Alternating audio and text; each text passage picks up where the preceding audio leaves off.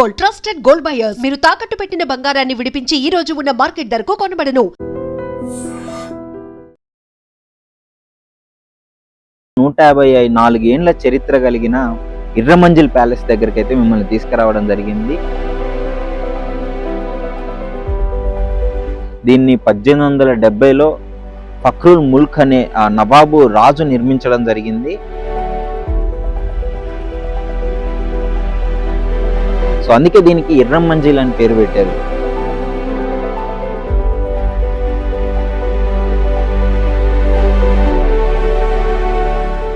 Welcome to I dream, this is Pavan. So ప్రస్తుతం అయితే హైదరాబాద్ అనగానే మనకు గుర్తొచ్చేది చరిత్ర, సాంస్కృతికత, అదేవిధంగా రాజవంశాల నివాసం. సో అంత గొప్ప నివాసాలు ఇక్కడ ఉన్నాయి మన హైదరాబాద్లో. అదేవిధంగా ఇప్పుడు 154 ఏండ్ల చరిత్ర కలిగిన ఇర్రమంజిల్ ప్యాలెస్ దగ్గరికి అయితే మిమ్మల్ని తీసుకురావడం జరిగింది. సో ఈ అద్భుతమైన కట్టడం గురించి ఎంతో గొప్ప విషయాలు ఉన్నాయి. మీకు ఎవ్వరూ చెప్పని, మీకు తెలియని విషయాలు అయితే నేను చెప్పబోతున్నాను ఇప్పుడు. సో డెఫినెట్లీ చూడండి. ఎన్నో వందల సినిమాలు ఇక్కడ అడ్డాగా మారింది షూటింగ్స్కి. అదేవిధంగా గవర్నమెంట్ వాళ్ళు హ్యాండ్ ఓవర్ చేసుకున్నారు. సో అన్నిటికీ ఈ ప్యాలెస్ అయితే నివాసంగా మారిపోయింది. సో ఇప్పుడు ప్రస్తుతం శిథిలావస్థలో ఉంది. దీన్ని 1870లో ఫక్రుల్ ముల్క్ అనే నవాబు రాజు నిర్మించడం జరిగింది. దాదాపు 5 సంవత్సరాలు, 3 నుంచి 5 సంవత్సరాల టైం పట్టింది దీన్ని నిర్మించడానికే. ఎక్కడెక్కడి నుంచో గొప్ప గొప్ప కళాకారుల్ని, డిజైనర్స్ని పిలిపించి దీన్ని అయితే చేయడం జరిగింది. దాదాపు 150 గదులు నివాసం ఉన్న ఈ ప్యాలెస్ నిర్మించి గోల్ఫ్ కోర్ట్, గుర్రాలశాల, చాలా వాటికి మొత్తము అన్ని సదుపాయాలతో ఒక అంగరంగ వైభవంగా తయారు చేశాడు. సో అందుకే దీనికి ఇర్రమంజిల్ అని పేరు పెట్టారు. ఇర్రమంజిల్ అంటే స్వర్గం అని అర్థం. ఇర్రం అంటే స్వర్గం అని అర్థం, మంజిల్ అంటే నివాసం అని. సో స్వర్గంలో ఉండే నివాసం అని చెప్పేసి దీనికి పేరు కూడా పెట్టడం జరిగింది. ఒకసారి దీని చరిత్ర తెలుసుకుంటూ లోపల ఇప్పుడు ఎలా ఉంది, ప్రజెంట్ 154 సంవత్సరాల తర్వాత ఇప్పుడు ఎలా ఉందనే విషయాన్ని కూడా మనం ఒకసారి లోనికి వెళ్ళి చూసేద్దాం పదండి. లోపలికైతే వచ్చేసాము ఇర్రమంజిల్ ప్యాలెస్లోకి. సో 154 ఏండ్ల చరిత్ర కలిగిన ఈ కట్టడాన్ని ఎలా నిర్మించారు అనే ఆ క్యూరియాసిటీ మీకు కూడా ఉండే ఉంటుంది. ఎలా అసలు ఇంత స్ట్రాంగ్గా ఉండడానికి కారణం ఏంటంటే అప్పట్లో వాళ్ళు జస్ట్ సున్నం, ఇసుక, ఇక తదుపరి మెటీరియల్స్తో అయితే తయారు చేయడం జరిగింది. ఒకసారి ఇక్కడ వాల్స్ చూడొచ్చు మీరు. యాక్చువల్లీ ఇది రెన్యువల్ చేసిన వాళ్ళు, బట్ ఇప్పటికీ ఇంత స్ట్రాంగ్గా ఉంది. దాని మీదనే కొంచెం మన గవర్నమెంట్ వాళ్ళు హ్యాండ్ ఓవర్ చేసుకున్న తర్వాత 1946 నుంచి 1947 లోపు మన వాళ్ళు హ్యాండ్ ఓవర్ చేసుకున్నారు. సో ఫ్రీడమ్ తర్వాత. సో దీన్ని తర్వాత ఇంకా రెన్యువల్ చేశారు. బట్ సున్నం యూజ్ చేసి, ఇటికల్ యూజ్ చేసి, ఒక లైమ్ మెటీరియల్తో దీన్ని ఇంత స్ట్రాంగ్గా కట్టారు. సరే ఎంత స్ట్రాంగ్గా ఉందో చూడొచ్చు. ఇక మీకు ఈ డోర్స్ ఉన్నాయి కదా, డోర్స్ దగ్గర ఇది ద్వారం దగ్గర ఉంటుంది కదా ఈ వుడ్. ఇది ఒకసారి మీరు దగ్గరికి రావచ్చు, ఒకసారి అండి. ఈ వుడ్ చూడండి ఎంత స్ట్రాంగ్ ఉందో. యాక్చువల్లీ ఇది బర్మా, అప్పట్లో మయన్మార్ నుంచి తెప్పించారు.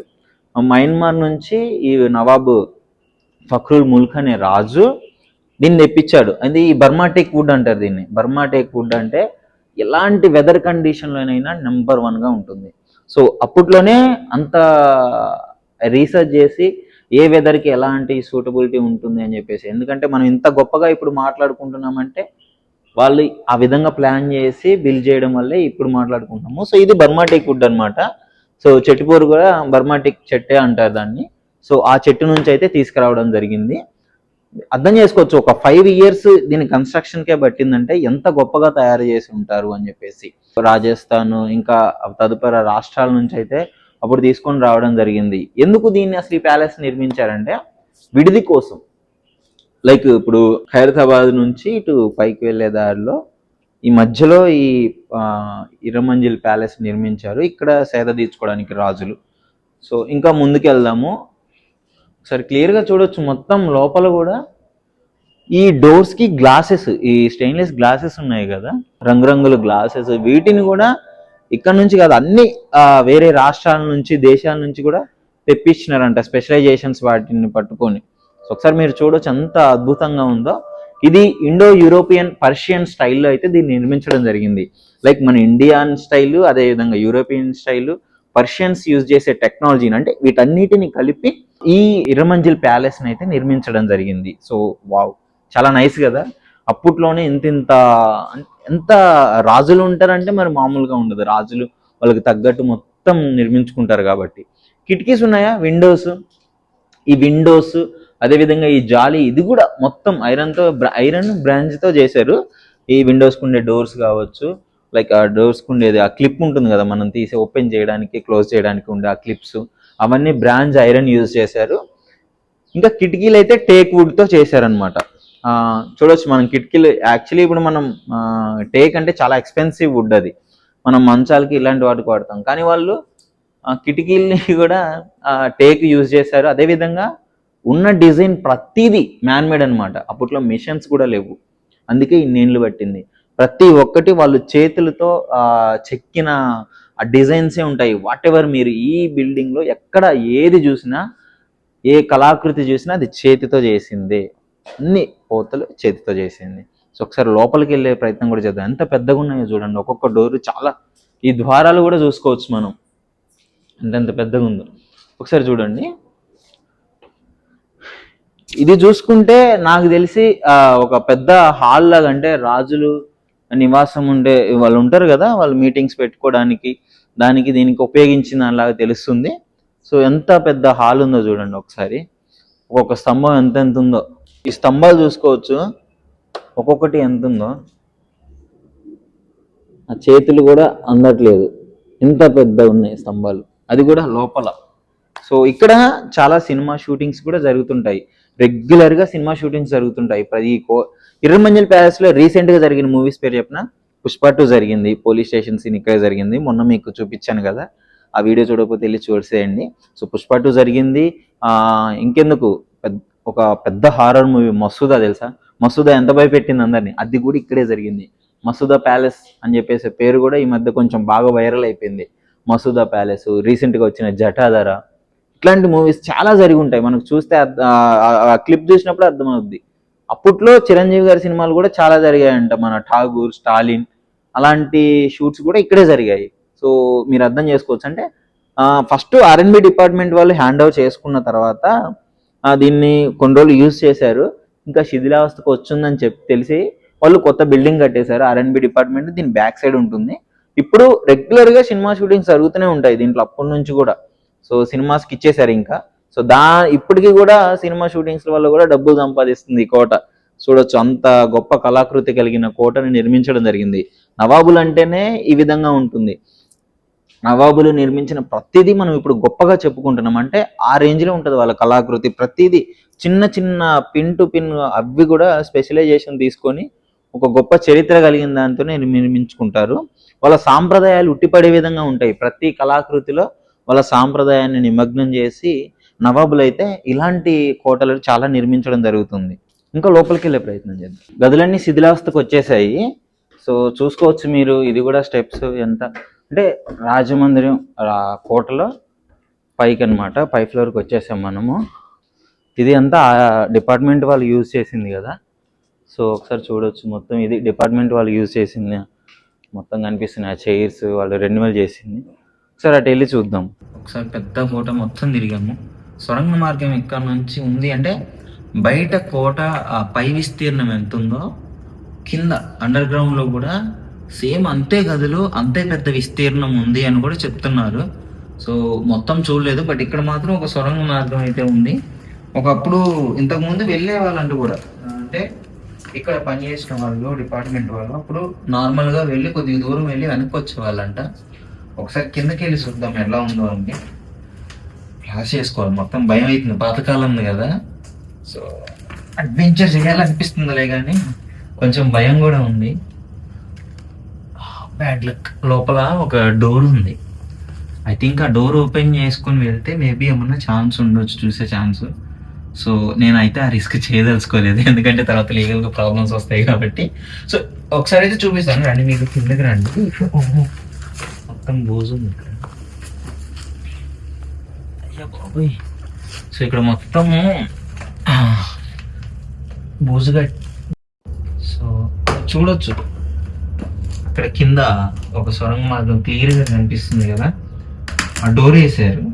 సో మేబీ అంటే కింద కూడా గదులు ఉన్నాయి అని చెప్పేసి నేను రీసెర్చ్ చేసి నేను తెలుసుకున్న దాంట్లో అయితే చెప్పినారు కింద ఇప్పుడు పైన ఎన్ని గదులు ఉన్నాయి, కింద ఆ గదుల విస్తీర్ణం అంత ప్లేస్ ఉంది. మరి దానికి అది వాళ్ళ రహస్య స్థావరమా లేదా తప్పించుకోవడానిక ఏదైనా స్ట్రాటజీకి రాజులు కట్టుకున్నారా తెలియదులే కానీ. So what ever, wonderful technology, architecture, ఇవన్నీ కలగలిసిన ఎర్రమంజిల్ ప్యాలెస్ ఇది. ఒకసారి మీరు పైన చూసుకోవచ్చు, సెకండ్ ఫ్లోర్లో కూడా ఇంకా పెద్ద హైట్లో ఆ రూఫ్ అనేది అంటుందో, ఆ రూఫ్ ఒకసారి మనం కిందకు వచ్చే కొద్దీ వీళ్ళ కళాకృతులు, వీళ్ళ డిజైన్స్ అవన్నీ క్లియర్గా అనిపిస్తున్నాయి. నిజంగానే పర్షియన్ టైపు మీరు హాలీవుడ్ మూవీస్లో చూసినప్పుడు ఆ యూరోపియన్ స్టైలు, ఆ పర్షియన్ స్టైలు మీకు క్లియర్గా ఎలాంటి డిజైన్స్ కనిపిస్తుంటాయి. ఒక హాలీవుడ్ మూవీస్లోనే మీరు చూడగలరు, ఎందుకంటే ఎక్కువ అట్లే జరుగుతుంటాయి కదా. ఇంకో విషయం, ఒక వండర్ఫుల్ విషయం ఏంటంటే, ఇప్పుడు అప్పట్లో మరి 150 గదులు, ఎలక్ట్రిసిటీ లేదు. ఎలక్ట్రిసిటీ లేని టైంలో 150 గదులకి మరి ఆ లైట్ ఎలా, ఆ ఎఫెక్ట్ ఎలా, ఆ వెంటిలేషన్ మనకి ఉబ్బదీస్తుంది కదా అంటే రాజులకి. సో ఒక డిఫరెంట్ టెక్నాలజీ ఏం కాదు, వెంటిలేషన్ బాగా ఉంది. ఒకసారి మీరు విండోస్ చూడొచ్చు, పైనుంచి ఎదురుగా ఏ విండో చూసుకున్నా ఎదురుగా ఒక రూమ్ ఉంటుంది. లిటరలీ స్వెట్ రాకుండా వాళ్ళు ఏసీ, ఫ్రీ ఎయిర్ అనమాట, ఏసీ లాగా ఉంటుంది. సో మొత్తం ఇంత పెద్ద కోటకి మెయిన్ ఛాలెంజ్ ఏంటంటే 150 గదులు అంటే ఒక్క గది కూడా ఉపదేయకూడదు. ఆ విధంగా వీళ్ళు డిజైన్ చేసినారు. సో 150 గదులకి ఫ్రీ వెంటిలేషన్ అనమాట. అండర్ గ్రౌండ్లో ఉండే ఒక ఒక ఒక 10-15 రూమ్స్ ఏమో లేవు, కానీ మొత్తం అన్నిటికీ ఫ్రీ వెంటిలేషన్ అనమాట. ఆ విండోస్ ఆపోజిట్ డోర్ అనమాట. సో మొత్తం క్లియర్గా ఆ వండర్ఫుల్ ప్లాన్ అది. ఎందుకంటే అప్పట్లో మరి మనకి ఇప్పుడు ఉన్నట్టు ఫ్యాన్లు, ఏసీలు, కూలర్లు ఏం లేవు. జస్ట్ ఆ న్యాచురల్ ఎయిర్ అనేది వాళ్ళకి రావాలి, అదే ఆ స్ట్రక్చర్లోనే డిజైన్ చేయడం జరిగింది.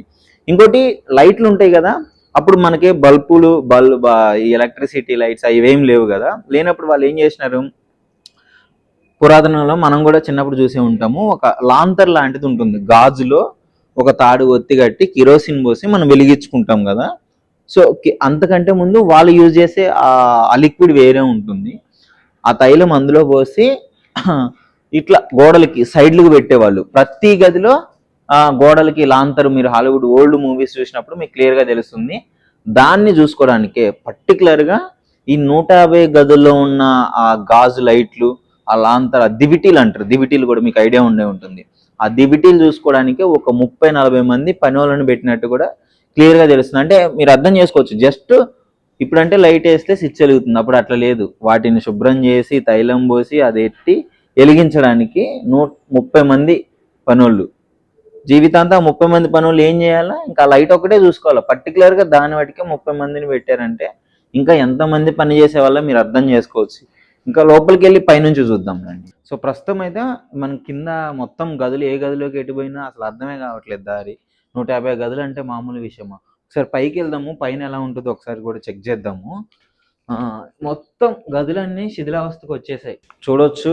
పైకి మనం ఇప్పుడైతే పైకి వచ్చేసాము. ఏ డోర్ చూసుకున్నా, ఏ రూమ్స్ చూసుకున్నా మీకు మొత్తం చూపించలేకపోతున్నాను, ఎందుకంటే మొత్తం ఖరాబ్ అయిపోయింది, శిథిలావస్థకు వచ్చేసింది కదా. మనం పైగా ఇంతకుముందు యూజ్ చేసిన ఆఫీస్ మెటీరియల్స్ అవన్నీ ఉన్నాయి, సో అందుకే ప్రాబ్లం అవుతుందని చూపించట్లేదు. ఒకసారి ఇటు చూద్దాం, డోర్ ఓపెన్ చేసి. సో ఇక్కడ చూసుకుంటే మొత్తం డౌన్ చూడండి, కిందకు ఉంది మొత్తం. అయ్య బాబాయ్, కింద పడతా. సో రాజులు సైలెంట్గా ఇక్కడికి వచ్చి ఇట్లా చూసేవాళ్ళు సిటీ మొత్తాన్ని. ఇప్పుడంటే మొత్తం సిటీ ఉంది, అప్పుడు ఏముండదు. అప్పుడు ఒక పెద్ద కొండ మీద దీన్ని కట్టడం జరిగింది. అంటే ఒక కొండ మీద కట్టినారు కాబట్టి సిటీ అప్పుడు వాళ్ళ గ్రామం అంతా కనపడిద్ది, వాళ్ళ రాజ్యం అంతా కనపడిద్ది ఇట్లా చూస్తే కొండ మీద నుంచి. సో ఆ పర్పస్. ఇప్పుడంటే పెద్ద పెద్ద బిల్డింగ్లు ఇవన్నీ వచ్చాయి, కానీ అప్పుడు క్లియర్గా విలేజ్ అంతా కనపడేది ఇక్కడికి వచ్చి చూస్తే. సో కొంచెం యువరాణులు వీళ్ళందరూ సేద తీర్చుకోవడానికి, లైక్ ఒక మంచి వండర్ఫుల్ వ్యూ కోసం అయితే దీన్ని ఇట్లాంటివి ఇచ్చినారు. సో అటు కూడా చూడొచ్చు, ఇది కూడా సేమ్ ప్రాసెస్ ఇటు ఉంటుంది.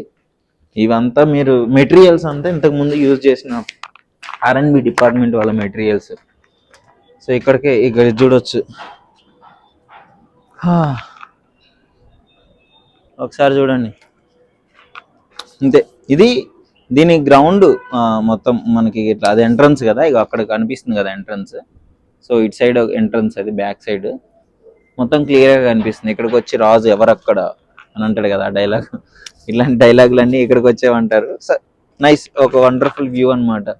సో ఇక్కడ చూసుకున్నారు కదా మొత్తము, ఇప్పుడు మీకు బిల్డింగ్ మొత్తము యాక్చువల్లీ ఇది మొత్తం చూసుకుని అయితే ఆ గోల్ఫ్ కోర్స్ కావచ్చు, ఇక్కడ ఉన్న నివాసం ఉండే పని వాళ్ళకు ఉండే వాళ్ళకి ఇల్లులు నివాసాలు కావచ్చు, మొత్తం తోటలు రానివారు సేద తీయడానికి మొత్తం చూసుకుంటే దాదాపు మొత్తం 36 ఎకరాలు అనమాట. అంటే మీరు అర్థం చేసుకోవచ్చు ఎంత 36 ఎకరాలు అంటే 36 ఎకరాలు మొత్తము దీని విస్తీర్ణం అనమాట, ఈ ఎర్రమంజిల్ ప్యాలెస్ విస్తీర్ణం. సో తరచుగా తగ్గుతూ వచ్చింది. సో అప్పట్లో ఇంత పెద్ద నివాసం, తోటలు అవన్నీ ఉంచుకొని రాజులు వాళ్ళు సేద తీర్చుకోవడానికి వాళ్ళ వినోదాల కోసము సో అవన్నీ చేసేవాళ్ళు. మీరు అర్థం చేసుకోవచ్చు ఇక్కడ పనిచేసే వాళ్ళకు కూడా ఇక్కడే గదులు, ఈ గుర్రాలను కడిగేటోళ్ళు, పశు సంసాధనలు చూసుకునేటోళ్ళు, ఆ లోపల తుడిచేవాళ్ళు, అందరికీ కలిపి ఇంత పెద్ద విస్తీర్ణంలో 155 గదులు జస్ట్ కోటలోనే.